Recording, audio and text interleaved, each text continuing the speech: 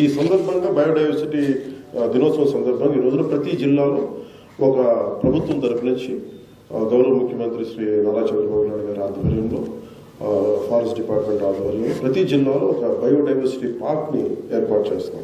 ఇది ఏంటంటే స్థానికంగా ఇందాక బుక్ కూడా చేస్తే ప్రతి పంచాయతీకి సంబంధించి దాదాపు 13,000 అయినప్పటికీ 14,000 పుస్తకాలను ప్రచురించాయి.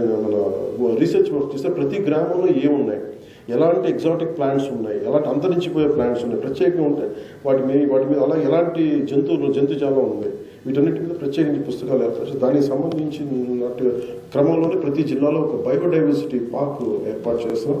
ఇది స్థానిక జాతులను చూపిస్తూ పర్యావరణానికి సంబంధించిన విద్యా కేంద్రంగా ఇది పనిచేస్తుంది. అలాగే ప్రతి గ్రామంలో ఒక పల్లెవనం.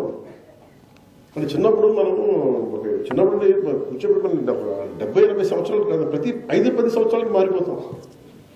ఉదాహరణకి నేను హైదరాబాద్కి వెళ్ళిన కొత్తలో ఎంత అందంగా ఉండేది ఆ కొండలు. అంటే ఎన్ని నెమళ్ళు కనిపించాయో, ఎన్ని జంతువులు కనిపించాయి, ఎన్ని రకాల క్రిమికీటకాలు కనిపించాయో. అఫ్కోర్స్ డెవలప్మెంట్ కావాలి, అభివృద్ధి జరగాలి, నాగరికతను మనం ఆపలేము. కానీ ఇన్ని ప్రభుత్వాలు వచ్చినా కానీ ఎక్కడ కూడా ఆ రాక్స్, ఎగ్జాటిక్ రాక్స్, ఒక ఇంత పెద్ద చిన్నపాటి రాయి మీద దానికి ఒక 100 ఉండే ఒక రాయి దాని మీద ఆధారపడి ఉంటుంది. ఇలాంటి ఎక్కడ కూడా మన అభివృద్ధి పేరు మీద మన స్థలాలను అందరికి ఇచ్చేసాం. కానీ ఒక 100 ఎకరాలు కనీసం ఈ బయోడైవర్సిటీ కోసం కాపాడాలి అన్నది ఆ ప్రభుత్వానికి లేకుండా పోయింది.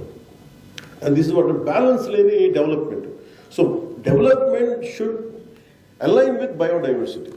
ఇప్పుడు ఉదాహరణకి మనకే ఉంది, మన మంగళగిరి చూస్తే చాలా అద్భుతంగా ఉంటుంది. అక్కడ మీరు వెళ్తే వాకర్స్ పొద్దున్నే, జాగర్స్కి పొద్దునే ఉంటుంది, ఎకో పార్క్ ఉంటుంది. అక్కడికి వెళ్తే ఎంత అందంగా ఉంటుంది, ఎంత అద్భుతంగా ఉంటుంది. కానీ దాన్ని తీసుకొచ్చి బిల్డింగ్లు కట్టేస్తే బిల్డింగ్లు కావాలి, కానీ ఎంతో కొంత మనం పరిరక్షించుకోకపోతే భవిష్యత్తులో మనకి ఏముంటాయి, మన పిల్లలకి చూపించడానికి ఏముంటాయి.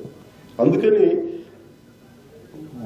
మేము ఆలోచించి ప్రతి గ్రామంలో ఒక పల్లెవనం అయితే ఉండాలని, దాంట్లో స్వదేశ మొక్కలతో ఉండే ఏర్పాటు చేస్తాం. ఇది తేనెటీగలు, పక్షులకు ఆశ్రయం కలిగించి గ్రామ స్థాయిలో పర్యావరణ జ్ఞానం దీన్ని పెంచుతుంది. ఈ 2 కార్యక్రమాలు మనం చూడడానికి ఈరోజు చాలా చిన్నగా కనిపించవచ్చు, కానీ ఇవి చాలా భవిష్యత్తులో కీలకమైన మార్పులు తీసుకొస్తాయి. అలాగే స్కూల్ విద్యలో బయోడైవర్సిటీపై బోధన ఉండాలి, విదేశీ మొక్కల వాడకాన్ని తగ్గించాలి. ముఖ్యంగా ఇక్కడ నేను అనేది ఏంటంటే, మీరు నర్సరీలు మీరు డెవలప్ చేసేటప్పుడు సాధ్యమైనంత మేరకు మీరు పర్యావరణ శాఖ దగ్గర నుంచి, అటవీ శాఖ దగ్గర నుంచి మీరు దయచేసి గైడ్లైన్స్ తీసుకోండి. ఎందుకంటే మీరు మొన్న కూడా నాకు పంపించారు, మీరు కోనా కార్పస్ని వదిలేయమని ఇంకో సంవత్సరం.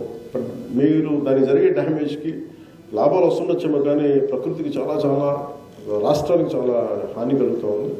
అందుకే దయచేసి మన అప్పీల్, నా రిక్వెస్ట్ అంటే, నేను మిమ్మల్ని అందరినీ అర్థం చేసుకొని దీన్ని అప్లై చేయమంటాను తప్ప మొండిగాను బండగా కూర్చోబెట్టి ఆ చట్టాలను అమలు చేయడానికి మీరు మనసులు మారి ఇలాంటి డిస్కరేజ్ చేయండి దయచేసి. కోనా కార్పస్ లాంటి మీరు కూర్చొని మీరు ప్రకృతి మొక్క మీద బతికే, మీరు ఒక మొక్క వేస్తే మీరు బతికే మీరు కూర్చోబెట్టి అసలు పక్షులు గూడు కట్టలేని చెట్లని మీరు దీన్ని ముందుకు తీసుకెళ్ళడం ఎలాగనేది ఒకసారి కడియం నర్సరీ వ్యవస్థాపకులు ప్రతి ఒక్కరు కూడా దీన్ని ఆలోచించి దయచేసి అలాంటి, ఎందుకంటే మీరు దేశానికి మీరు తలమానికి మీరు, సో మీరు అలాంటి కడియం నర్సరీ అందరూ కూడా మీరు స్థాపించే ఓనర్స్ అందరూ కూడా ఇది కొంచెం దృష్టి పెట్టండి.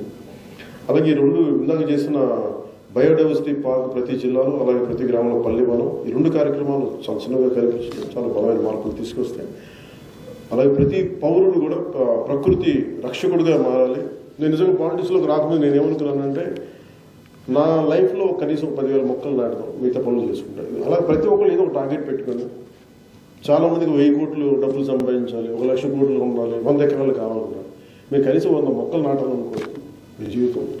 That is start with that. ఎందుకంటే ఇప్పుడు స్టార్ట్ చేస్తే తప్ప, ఇప్పుడున్న బాబు కానీ మీరు ఇప్పుడు స్టార్ట్ చేస్తే ఇంకో 10 సంవత్సరాల కానీ దానికి రాదు. అందుకని మీరు దాన్ని మీరున్నది ఒక వనంలా తయారు చేసుకోండి. అది చిన్నది కావచ్చు, పెద్దది కావచ్చు. మీకు ఇంతే స్థలం ఉంటే 10 పూల మొక్కలు వేయండి, you'll see at least butterflies. So వీరన్నింటినీ మీ దృష్టిలో తీసుకొస్తున్నాము. సో మనందరం ఒక కృతజ్ఞతా భావంతో మనం ముందుకు సాగడం, మన మాతృభూమిని, మన భూమిని మన జీవ వైవిధ్యాన్ని మన భవిష్యత్తుని సంరక్షించుకుందాం మనస్ఫూర్తిగా తెలియజేసుకుంటూ జయ ఆంధ్ర జయ